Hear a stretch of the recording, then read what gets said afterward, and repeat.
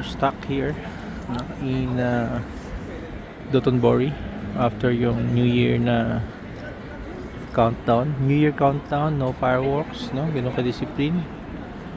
So you have people here being stranded kasi yung train, wala siyang train. Sarado na, no? So what, daming mga stranded na mga tourists. So what we did, no, sa amin as fallback, we have to get Uber. Medyo pricey lang, no, konti. Parang kung sa Manila rate for less than mga 5 kilometers na biyahe, you're paying almost 2,000 pesos. Wala ka na magawa, no? You have to go home. Ito yung mga 4 minutes daw, no? Ayan. Marami tong Go, no? Go taxi here in Osaka. Very disciplined yung New Year nila, no fireworks. Although ang daming mga lasing na mga tourist.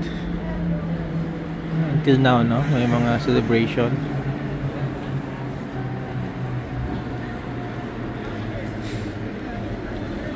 So we have to wait for yung Uber van, no, kasi 5 kami. Okay na rin siya fare. Ang grabe lang, sobrang init.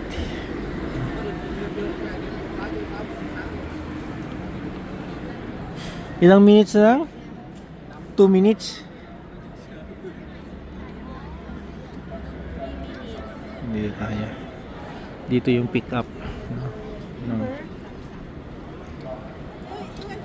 1908.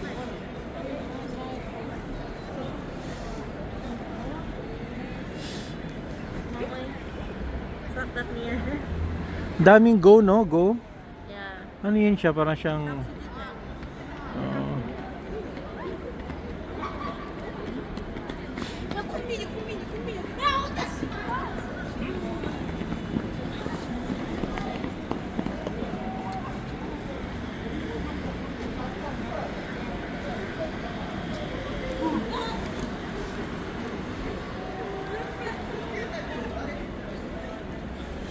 Ayan. What's the comment, guys? Very nice New Year. I think itong New Year na to is for mga ano lang.